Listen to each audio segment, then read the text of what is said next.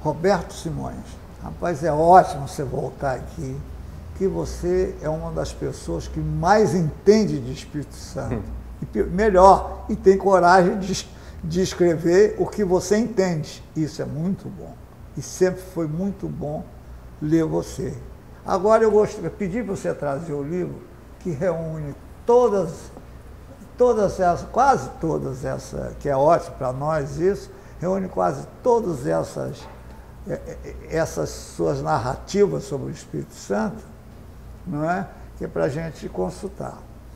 Mas o assunto aqui, que eu não poderia deixar de ser, é Paulo Artung. Por que é Paulo Artung? Porque a gente achou, como ele é muito bem recebido na imprensa tradicional daqui, conosco ele nunca foi bem recebido e a gente sempre, aonde ele errou, nós corremos atrás e noticiamos. Só que, atualmente, para mim, o Paulo está chegando ao fim.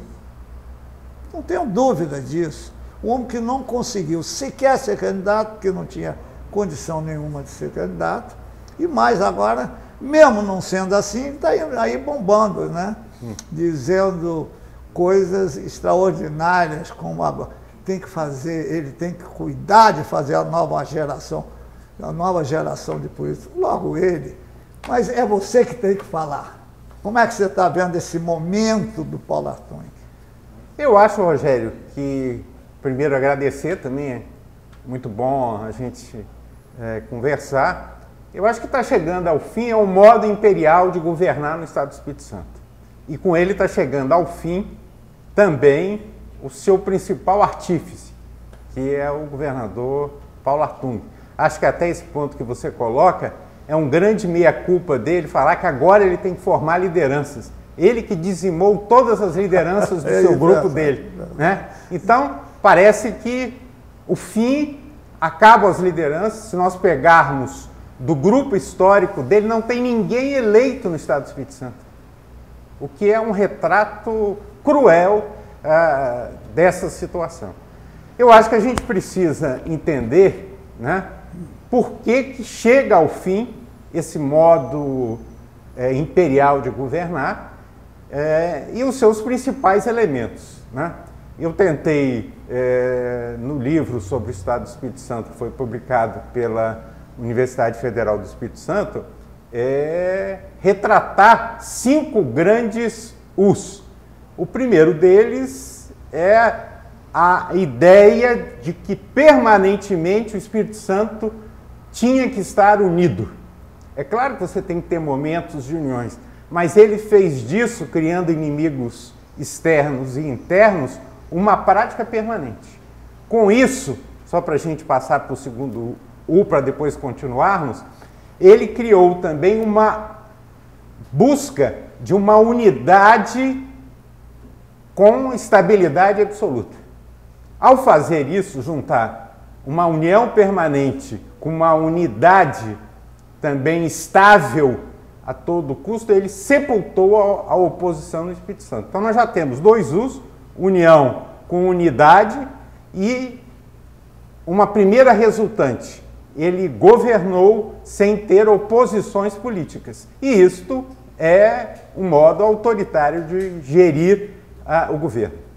Sim, e com a colaboração o tempo todo de parte importante do judiciário, que eu não posso botar todo o judiciário, mas a parte que decidia na justiça com ele, a parte que decidia no Ministério Público com ele, e aí ele virou aquele que dizia que ó, esse é do bem e esse é do mal, e perno do pessoal que ele distinguia como do mal, mas que na verdade não podia crescer perto dele.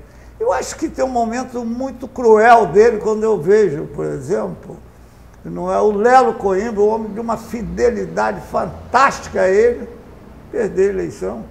Cara, o que sobrou de Paulo Artung? Pois é, você vê, poderíamos também falar do vice-governador, né? É um dos casos no Espírito Santo que o vice não se elege para nada. Então,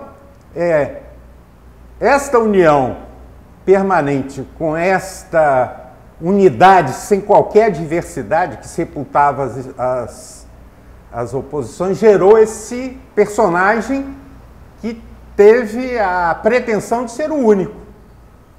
Né? Por isso que se tornou um imperador.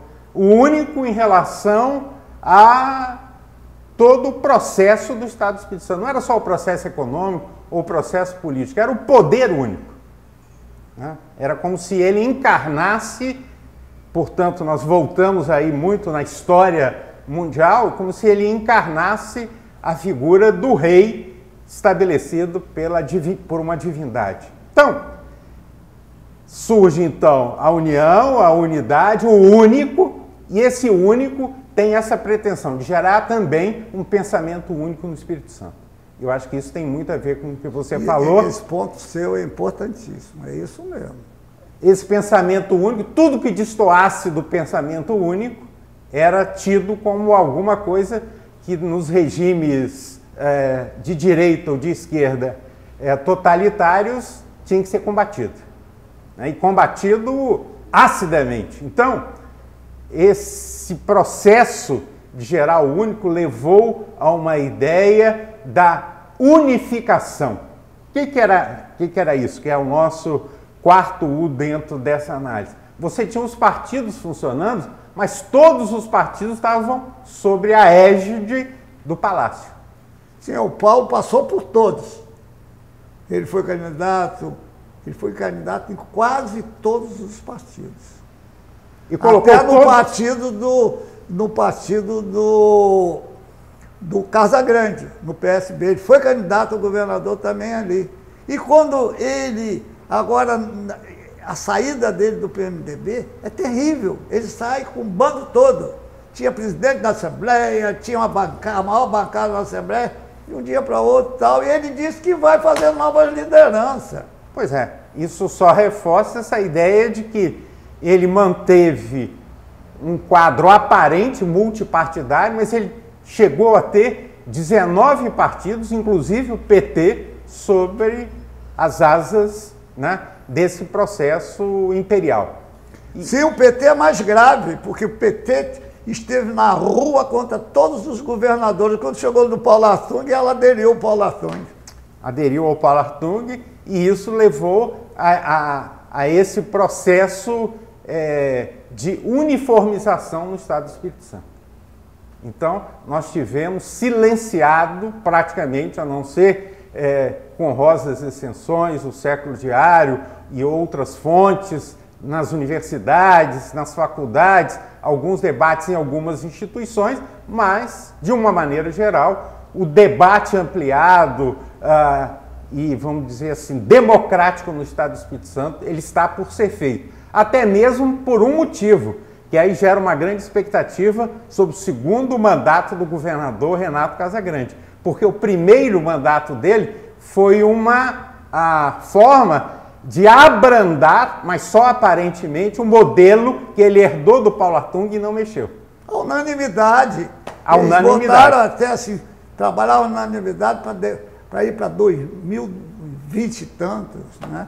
E depois o Paulo é que era a hora do Renato ir para a reeleição. O Paulo resolveu voltar e ganhou do Renato nas eleições. Isso, então eu acho que agora o Casagrande vai ter que mostrar o seguinte: qual é o seu modo de governar? Tudo indica que ele não vai repetir o modo imperial, até porque ele foi derrotado por tentar copiar algo que já tinha o seu único artífice estabelecido, que era o governador Paulo Artung. E eu acho que isso, inclusive, foi um dos motivos da derrota não foi o único, mas foi um dos motivos da derrota do governador Renato Casagrande. Que a população disse: se é para ter uma cópia do original, então vamos manter o original. Só que esse original, nesse novo contexto, né, esse modelo original nesse novo contexto imperial, ele fracassou. E não só fracassou porque o único, que era o governador Paulo Artung, ele não tem mais condições de reeditar este processo no Estado do Espírito Santo. Né? Não é que foi gerada uma oposição, mas o governador Casagrande gerou um outro polo, né, poderia ter tido até uma disputa mais acirrada nas eleições, mas não aconteceu. E daqui para frente abre-se então um quadro mais vamos dizer assim, com multilideranças, não diria nem partidos, porque eles não existem, mas com amplas possibilidades para a gente desaguar num quadro que possamos romper com essa ideia da união permanente, de termos um único condutor de um processo no Estado do Espírito Santo e, principalmente, de termos um pensamento aberto e plural no Estado. Agora, veja o seguinte, e a gente apanhou muito dele e achava que ele tinha razão, porque onde ele errava, a gente ia lá e cravava e mostrava. Isso, o jornal recebeu dele pancadas terríveis, mas isso é do jogo. Não é? Agora, o que eu vejo nesse momento, se Casagrande tiver grandeza para se escapar do Paulo Artung, é o retorno da democracia ao Espírito Santo, que a democracia acabou inteiramente, que não tinha uma eleição que seguia um processo democrático. O Paulo dizia que eram os deputados federais, o Paulo dizia que eram os deputados estaduais, senadores então, e por aí ia. Acho que você lembra um ponto muito importante, o traço, mais um dos traços desse modelo imperial de governar que a gente trata no livro, tem a ver com isso. Eles chegaram ao requinte de fazer uma eleição antecipada no Palácio. Sim. Chamava todo mundo que estava dos partidos e dizia, olha, que era a famosa geopolítica palaciana, né? Que era um termo até que depõe contra os estudos geopolíticos, mas era uma geopolítica que procurava tratar de ter o resultado das eleições antes. Por quê? O único não poderia correr riscos. E ele queria garantir sempre a certeza do processo eleitoral. Então, eu acho que dentro desse processo todo, não tem mais condições, e não houve mais condições, de segurar as eleições no Palácio. E ele, portanto, foi perdendo essa condição. E agora é uma ironia que ele esteja preocupado em formar lideranças, coisas que ele nunca se preocupou na sua trajetória política. Tem uma coisa interessante aí, uma das suas narrativas, você mostra a Assembleia de Paulo Artung. Você poderia revê-la agora, eu conheci no seu livro. Você fala que a Assembleia era uma unanimidade total, né? Você vê que a Assembleia, durante um tempo no Estado do Espírito Santo, teve um poder imenso, até suplantando os governadores. Depois, ela virou o inverso disso. Ela é algo que é controlado e nós chegamos a ter uma quase unanimidade também na Assembleia Legislativa, que é outro traço desse modelo imperial que nós estamos tendo.